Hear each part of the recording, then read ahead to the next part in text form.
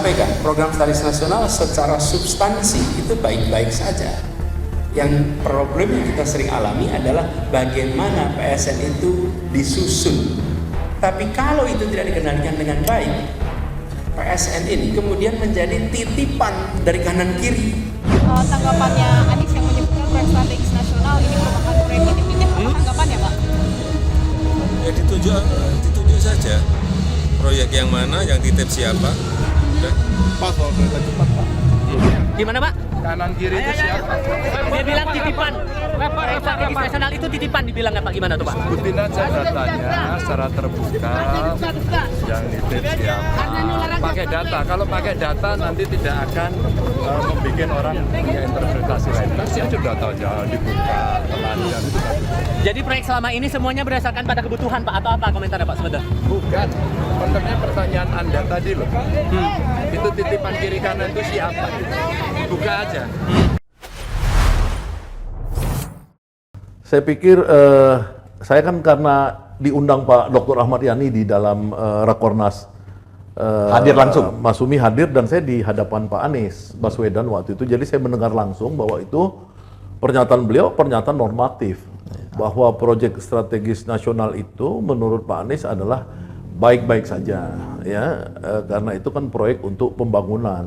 Yang tidak baik itu kalau dikelola tidak hati-hati, tidak ada demokrasi, partisipasi untuk mengontrol, nanti bisa-bisa ada titipan-titipan. Jadi menurut saya itu sebenarnya adalah pernyataan normatif, ya tidak perlu Pak Ganjar dan Pak Jokowi ya kemudian melakukan quick response mana ya kan yang dianggap titipan. Nah itu kan seolah-olah mereka itu takut bahwa Pak Anies menuduh mereka dan mereka itu ketakutan gitu loh. Nah menurut saya sih sebenarnya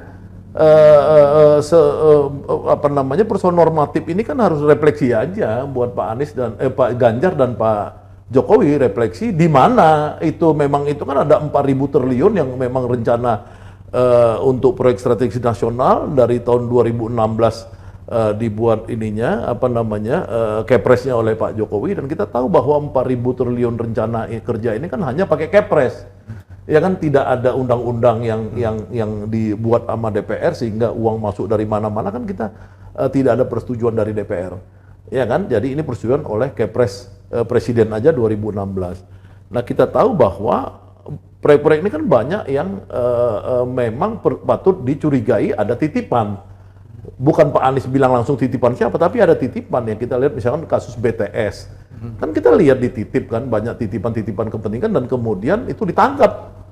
Yang ngerampok uang negara di situ 8 triliun dari 10 triliun anggaran. Kan itu udah menjadi fakta publik bahwa kejaksaan sudah melakukan penangkapan dan sidang-sidang untuk itu. Jadi Pak Anies tidak menyebut tapi saya sebagai sebagai pengamat politik ya saya tahu banyak titipan di situ. MBZ kita tahu sekarang ada 1,5 triliun yang terungkap ke publik dikorupsi di dalam proyek strategis jalan layang itu. Kemudian kita lihat juga di proyek itu apakah menguntungkan rakyat banyak.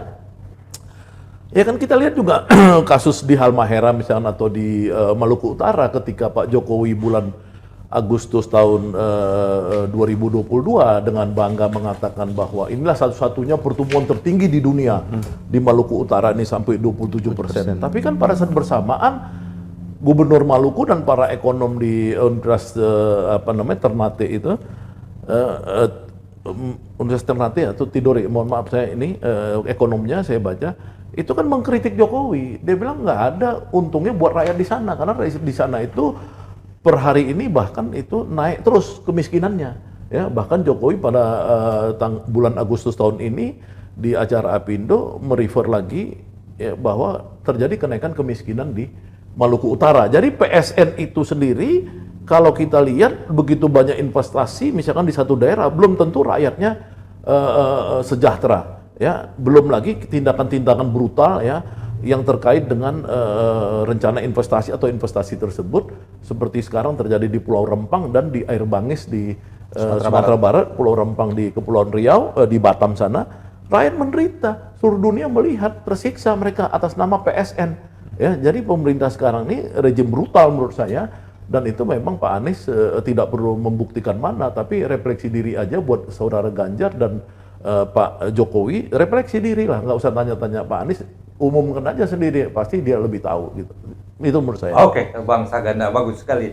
Dan menurut pendapat saya pribadi ya, proyek strategis nasional ini baru dikatakan strategis kalau melibatkan masyarakat banyak. Dan menguntungkan masyarakat. Menguntungkan. Iya dong. Ya kalau melibatkan jelas harus menguntungkan. Iya, Kalau iya. nggak menguntungkan jelas ditolak oleh Iya, masyarakat. betul. Masalahnya kalau kita mau terlibat itu dari mana? Pintunya kita nggak melihat pintunya.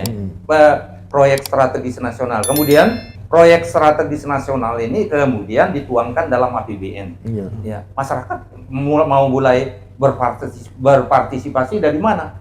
Nggak ada celahnya, nggak ada pintunya yang dibuka. Ya, yang ini jadi masalah. Nah, jadi kalau pemerintah sendiri, Pak Jokowi, mungkin Pak Ganjar ya, menanyakan Bang Anies itu minta buktinya dari mana, kalau saya bertanya, kenapa partisipasi masyarakat itu ditutup? Iya, Ya, iya, betul. pasti ada apa-apanya. Iya dong. Ya, dong, kalau iya. partisipasi masyarakat dibuka, Dibuka, masyarakat itu bisa bisa berpartisipasi, mengontrol, bisa mengontrol. bisa, iya. Iya, jadi yang strategis itu memang strategis. Iya, Kalau iya. sekarang memang harus dicurigai. Iya. Masyarakat luas nggak bisa berpartisipasi. Betul, betul. Termasuk saya mencurigai juga. Iya. Kenapa saya nggak bisa berpartisipasi? Iya, Ya. iya. Kenapa saya nggak diberikan hak untuk ikut memakmurkan bangsa ini? Iya, Nah, betul. itu melanggar konstitusi jelas.